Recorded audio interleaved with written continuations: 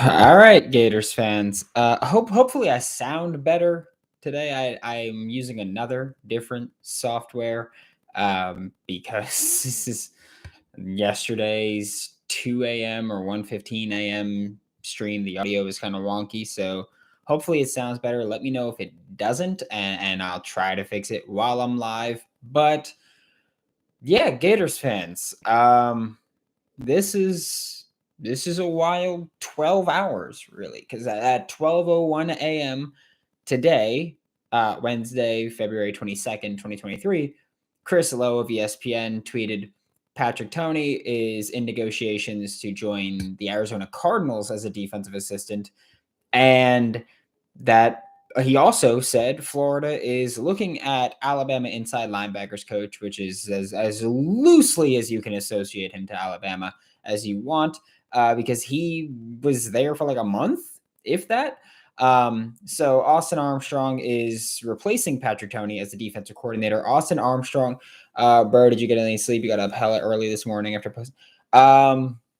I got, I think, 4 hours, 4 hours of sleep. So that's how we're rolling with it. But yeah, that's super fun. And now, as first reported by On3, the Florida Gators have officially hired Austin Armstrong to be Tony's replacement. I'll get to the chat in the second segment of this, but I wanted to talk about this. William Peagler, yes, also gone to the Arizona Cardinals. So they are quickly becoming one of my favorite teams in the NFL because they have so many assistants that I love. And I hate them because they're taking the assistants that I love. And I'm going to say this now for you. If Darnell Stapleton goes to the Arizona Cardinals, I'm going to lose my mind. That's how I'm doing it now. That's what I'm going to do. Because if Darnell Stapleton goes to the Cardinals, they would have taken all three of my favorite assistants on this team. So I will hate them forever if that's what they do. But we know that Austin Armstrong is coming in to be the defensive coordinator. I'm curious what his title is going to be because Jay Bateman is the inside linebackers coach, and that's all that Austin Armstrong has coached prior to becoming a defensive coordinator. When he went to Alabama, he was supposed to be the inside linebackers coach. So I'm curious what's going to happen with that. Is Austin Armstrong going to become co-DC slash linebackers coach, and then both Jay Bateman as inside linebacker coach and Mike Peterson as outside linebackers coach will have to report to him as he's going to be basically bracketing them? Do you move Jay Bateman to safeties where he was at North Carolina, but he got fired while doing that? He was DC and safeties coach. So was he really great at that at all? Do you just give Corey Raymond the defensive backs and just say, hey, Austin, you're going to be co-DC and linebackers coach with Corey Raymond as the defensive backs coach?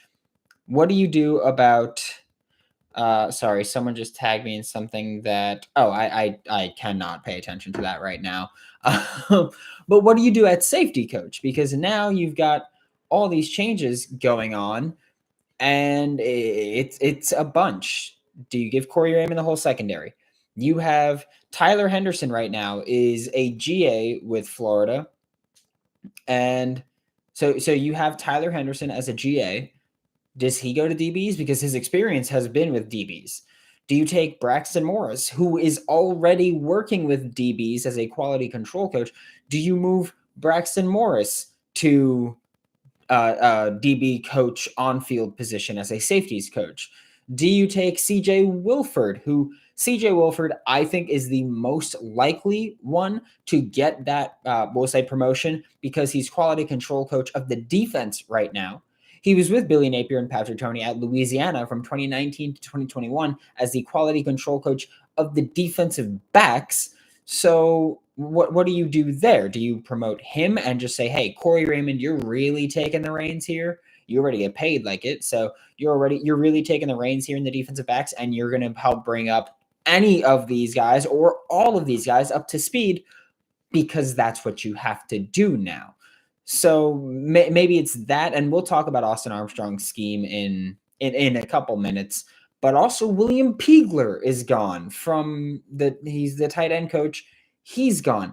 The only person there's two guys that I think you can bring on that are on staff right now and have the we'll say qualifications to do this. And one of those is David Doker, who's a GA with the offense. And I don't think that you go GA to tight ends coach for a team that uses tight ends as frequently as possible, especially when David Doker has not worked with tight ends before. He played receiver for Louisiana, and then he's been with the receivers. He's been the quality control coach with the receivers. He's a wide receivers grad assistant during the 2022 season. Do you slide him over to tight ends and try to go, hey, we're going to have tight ends work more with the offensive line a little bit for their blocking. David Doker, you're going to help them with their pass catching, route running, whatever that might be. Do you take Nick McDonald, who right now is a personnel assistant? He's more of a recruiting guy, but he was a recruiting specialist with Alabama. And William Peagler started as a recruiting guy, worked his way up to a position coach. Do you do that with Nick McDonald? Do you go, hey, we like what you've done so far, so we're going to bring you up to position coach now, and that's going to be your role. So I think that those are some of the biggest things that Billy Napier now needs to tackle. How do you replace these voids? Because there are voids now. So how do you attack that? You're probably going to bring guys up on your staff. Do you go back to your Louisiana days and say, hey, this tight end coach, that tight end, like, do you do that? Do you take that approach? Do you go, oh, well, we had this assistant and we like what he could do? Because Billy Napier has been the type where, and this is an approach that I think a lot of business owners take, where you just bring in great people and you figure out their role then. You figure out their assignment then. You figure out your goals then. Billy Napier seems to have been doing that, and that's fine. I have no problem with that because that is, I think, a proven method. Going back to Austin Armstrong, schematically, I posted the clip, or I posted a screenshot from matchquarters.substack.com, which is, of course, run by Cody Alexander, who is one of the best defensive minds or one of the best scheme minds that you'll find anywhere online. And he actually wrote about Southern Miss when Austin Armstrong was the defensive coordinator there. Austin Armstrong was the youngest defensive coordinator in FBS. And the clip and the little snippet, the screenshot that I posted is what I'll talk about here, where he talked about how Austin Armstrong worked under Ron Roberts, Patrick Toney, Dan Lanning, Kirby Smart. He worked under all those guys. So he's worked with very modern defenses that can make adjustments and have a lot of strengths to them, and creativity and chaos is kind of their thing, which is awesome because Austin Armstrong loves creating chaos. And the other co-DC for the Florida Gators, Sean Spencer, Coach Chaos. So there's that. But as Cody Alexander explains here, and I'm going to read this direct quote again. I posted the link on Twitter. He's got a new book that just came out that is awesome to learn about this. But the defense is a cover 3 base scheme. They ran it about 38% of the time. But the Golden Eagles run a decent mixture of quarters, big Patrick Toney thing, as is cover 3, cover 2, and cover 1. The system is pressure heavy, as Southern Miss ranks 8th in blitz rate. They blitzed 40% of the time, 19th in stunt rate, about 29% of the time. And Austin Armstrong has an aggressive 4-down hybrid scheme, which is very similar to what Patrick Toney did as it is. That's in line with the top defenses in the country. Bouncing from odd and even spacing, which is run fits, while keeping the system understandable for players, which is crucial in today's game. Maybe that's one of the things that kind of got away from the Florida Gators in 2022, is being understandable to players. And it could have just been that the players that they had in 2022 weren't snappy with it. But this is, it's a hire that I'm excited for schematically. I know I saw someone mention recruiting. I have no idea what we're going to see from Austin Armstrong. He's never really been in one spot for a long time. He was Louisiana, Georgia, Louisiana, Southern Miss, Alabama, and then here right away. So and that's one of the things where that's not a knock on him at all. He's really good. So he keeps climbing up. People inside football will recognize when you're really good, whether or not the results work. That's why Patrick Toney is going to the NFL now. That's important. And he's not going to be with the Cardinals for long. I think he's there for 2 years max before he takes a defensive coordinator job somewhere in the NFL. But that's neither here nor there. I'll get to all the chat. I see you guys talking about it. So I'll get to the chat in a minute. But first, today's episode of Locked On Gators is brought to you by FanDuel Sportsbook. It's the number one sportsbook in America, and the midway point of the NBA season is here. So now's the perfect time to sign up. New customers get a no-sweat first bet up to $1,000. That's bonus bets back if your bet doesn't win. And I'm just saying, the NBA comes back tomorrow. Help yourself make some money. You could also bet on the Florida Gators to win the College Baseball World Series, which I bet the odds were plus 1,100. So if you bet $100, you profit $1,100. I'm just saying. So don't miss your chance to get your no sweat first bet up to $1,000 in bonus bets when you go to fanduel.com/lockedon. That's fanduel.com/lockedon to learn more. And now I'm going to go through the chat. I'm going to start from the oldest things down to the most recent, because that's how I like to do it on these episodes, on these bonus episodes, especially where who knows, we might have more. Maybe they hire the tight end coach and maybe I go live after that. But let's see. We got, damn, I hate when we get a new coach because now the players got to learn a whole new defense again compared to go back. Yes, that's easily the biggest downside of it, I think, is that these guys now have to learn a whole new defense. And that's kind of scary sometimes because that's really difficult to do. People talking about bring Tim Brewster back. Tim Brewster ain't leaving Colorado. I'll tell you that. He's got a fantastic job. Him and Dion have maybe the best job in football right now, where there's not like the expectation is to be better from one of the worst Power 5 schools in the country. The expectations are not high at Colorado. So that's huge for them. Y'all think Armstrong can recruit? We'll find out. So there's that. Chomp Chomp from work, baby. What up, Aba? Go Gators. Yes, sir.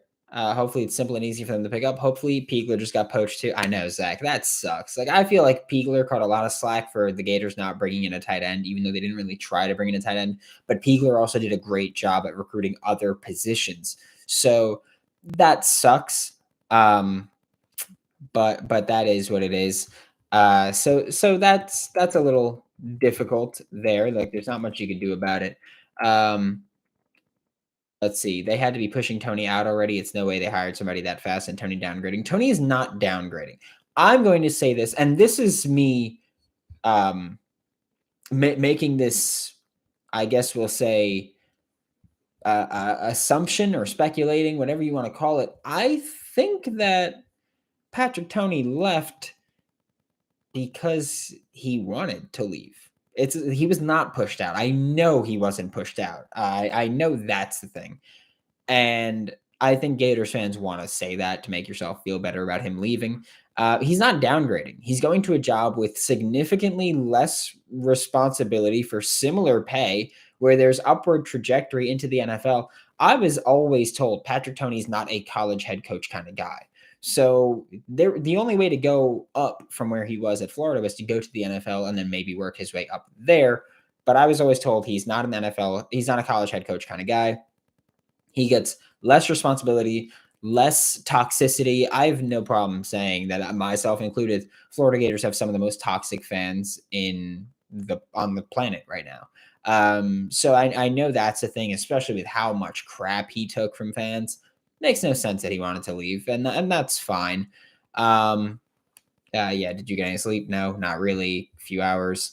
No downgrades in coaching position. Yeah, no downgrade at all. Would love the tight end coach at Iowa. He has multiple tight ends in the league. Actually, no, he doesn't. The tight end coach at Iowa is Abdul Hodge, and last year was his first year at Iowa. It's been Kirk Ferentz that's been so good. Kirk and Brian Ferentz that have been so good with getting tight ends into the NFL, and they're not leaving Iowa. They're just not. So there's that. Let Bateman coach safeties under supervision of Raymond and Armstrong. Yeah, maybe. I don't know what Armstrong's going to do there because Armstrong's not a safeties guy either. We definitely need to keep Bateman. Every defensive recruit always says he recruits. Yeah, Bateman. I know Gators fans hate him, but like Bateman has done a solid job with 2024 already with Miles Graham and Darius Hayes. He did a great job with getting Amari Burney and Ventrell Miller, maximizing what you can get out of them, which does go overlooked often because they weren't amazing. So there's that, but they were significantly improved, best years of their careers easily. Raymond will be coaching the secondary. Bateman just a defensive mind at this point. Bateman's, I mean, I don't know. I think Bateman does a good job. Again, like I just said, everything's similar, but are we going to have a defensive year like last year when we figured it out late into the season? Where's the learning curve going to be for this defense? It's going to be very interesting. I'm glad you brought that up. I think it's pronounced Eba. I'm sorry.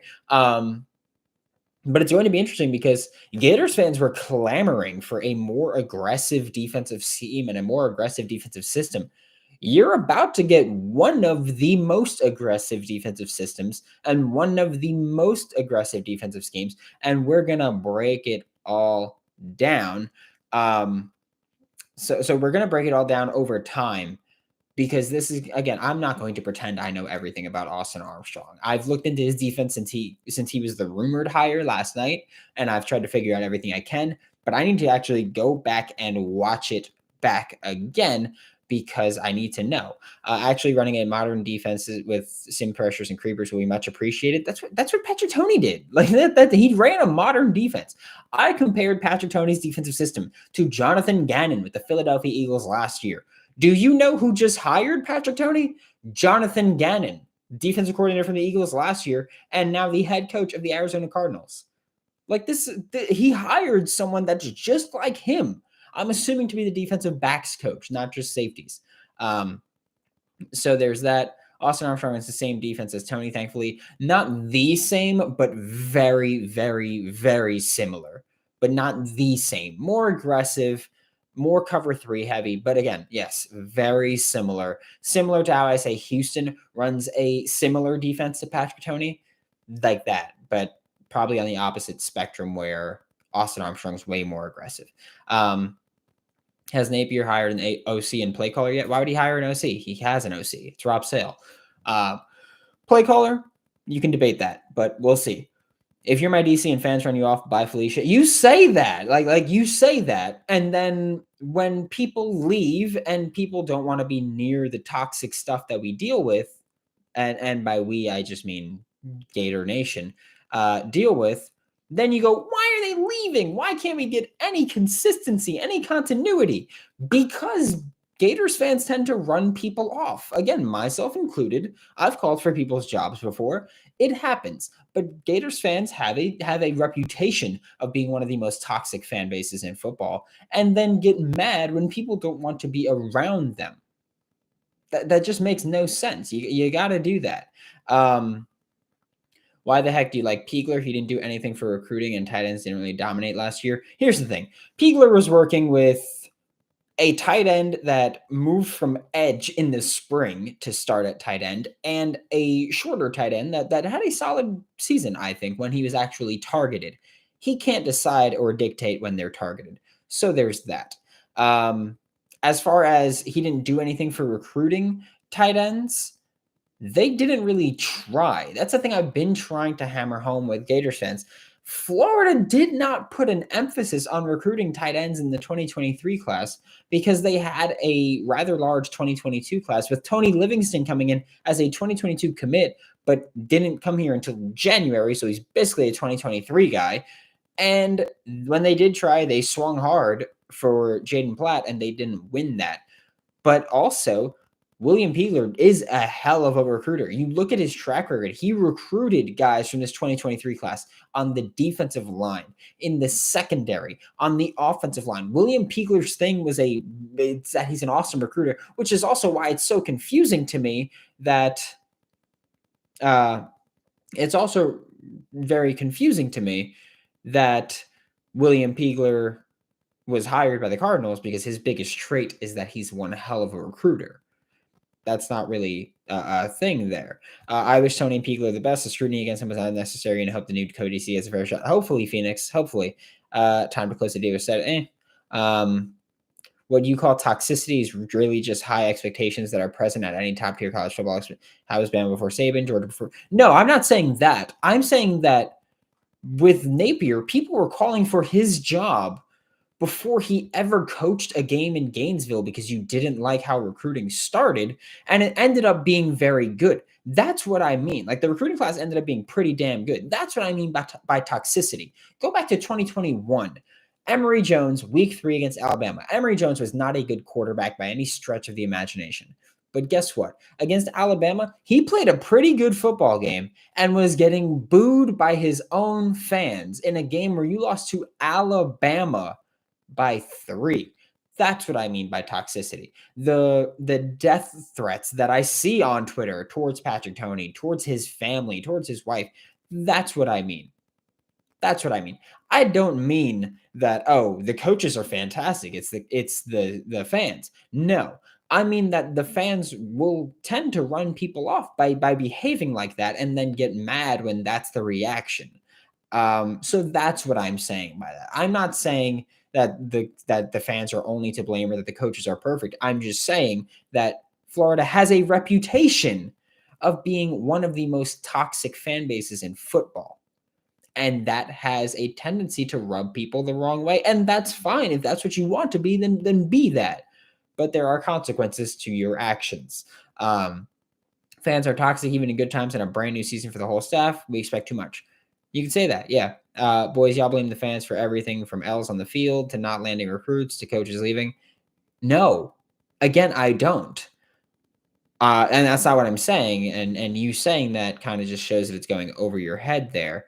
Come and get you. What's up, Jay from Ireland? Twice, 2 live streams you're here today. Love it.